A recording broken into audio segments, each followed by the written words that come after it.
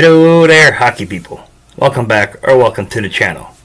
I'm Anthony the Goalie. And as we continue on with the season team previews, we are now at number 10. The Toronto Maple Leafs. Since 2018, they've had the same expectations every year. A long playoff run. But only one of them playoffs did they make it out of the first round. And last season wasn't one of them. And now, going into this offseason, the big question is what they're going to do with Mitch Marner. But before we get more into that, let's go back and take a look how the Maple Leafs did last season. They had 46 wins, 26 losses, 10 overtime losses for 102 points. Toronto's, since 2018, have been a consistent regular season team, and they haven't missed the playoffs since 2016.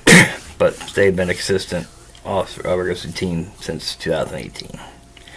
They scored 303 goals and allowed 263. This team can score. They're the reason why they're called. The core four. I mean, you have Austin Matthews. He had 69 goals. Liam Nylander, 40 goals. Mitch Marner, only playing in 69 games, having 85 points. And veteran John Tavares, playing in 80 games, having 65 points. And if you want to be technical, go do the core five. Then the fifth top scorer was Morgan Rielly, with 58 points in 72 games. Like I said, this team can score. It's not the issue. Salary cap is. As far as defense, last season, it was a patchwork led by Morgan Rielly. But during the offseason, they did fix that, but I'll talk about it a little bit later. Another issue for theirs was goaltending. Samsonov did not repeat the regular season play he had the season before. Joseph Woll, he was hurt for most of the season. And Martin Jones only did what he could. Samsonov got into 40 games. He had 23 wins, 7 losses, 8 overtime losses, a 3.13 goals against average, and a .890 save percentage with 3 shutouts. I mean, he won games, but he wasn't keeping the puck out on that all that often. Joseph Woll got in 25 games, 12 wins, 11 losses, 1 overtime loss, a 2.94 goals against average, a .907 save percentage, 0 shutouts. Woll is the future of the team going forward for now. And Martin Jones got in 22 games, 11 wins, 8 losses, 1 overtime loss, a 2.87 goal against average, and a .902 save percentage for 2 shutouts. He had a bounce back year compared to what he had in Seattle. He did better at keeping the puck out on that. But the only returning player from those three is Joseph Woll. That leads us to its attractions. Both Martin Jones and Samsonov have departed the team. Samsonov has landed in Vegas. Martin Jones is still a free agent. Also leaving the team are defensemen TJ Brodie and Mark Giordano. Brodie's going to Chicago. Giordano is still a free agent. And the contract of Jake Muzzin is now off the books. And the last main player that left was Tyler Bertuzzi. He left and went to Chicago. Toronto lost some key players, but they also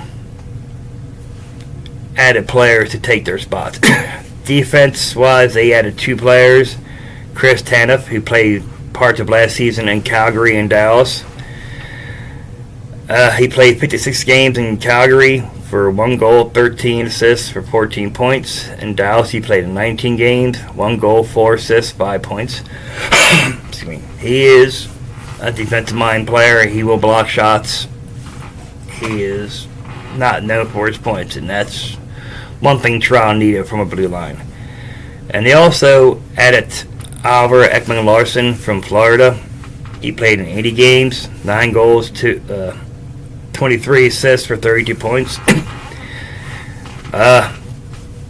Beginning of last offseason, he was bought out by Vancouver, signed with Florida, was the key part in winning the Stanley Cup. And now, he's made that pay off into I believe, a 3-year contract with Toronto.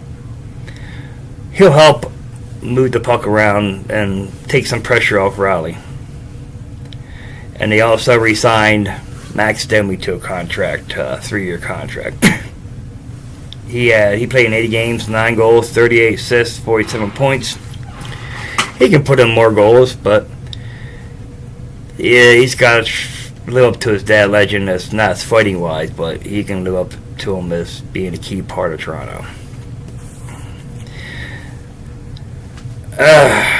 The killer part, the salary cap. I mean, you have cap room left. They got $1.2 million left. They have 2 spots still left to fill with Nick Robertson still an RFA. I don't think there's enough there to sign him. They have no first-round draft picks this draft. 1 second. And all 3 retention spots still for trade. I mean, for the most part, they got to figure out. I mean, the core 5 take up $54.4 million of the cap. And that leaves $33.6 to fill out the team.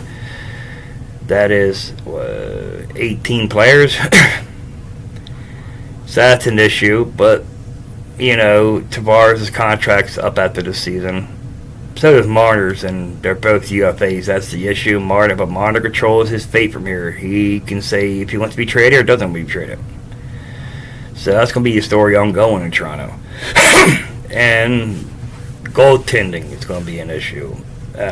They brought in Anthony Stolarz this offseason from Florida. And it's going to be him and Joseph Woll.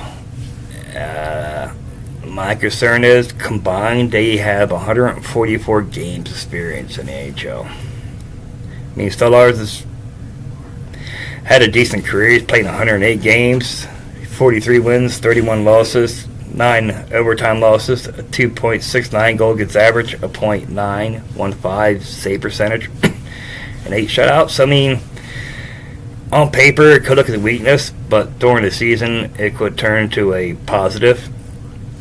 I mean, you never know with Toronto, but definitely the salary cap is an issue they need to figure out, and they need to figure out Marner too. So that's in my opinion, Toronto will make the playoffs again this year. I don't see them do much more than that. It's according to who they play in the first round, maybe make it out of the first round, but I don't see them doing much because there's still a lot of areas that need to be fixed, like bottom 6 need to be fixed. But I think they'll make the playoffs. So that's my opinion of the Maple Leafs and what they're going to do this season. Tell me your opinions of the Maple Leafs in the comments down below, as always. And if you like everything we're producing on this channel, please subscribe to it and like any videos and shorts. Also follow us on TikTok at Anthony.the.goalie. And, as always, have a good day.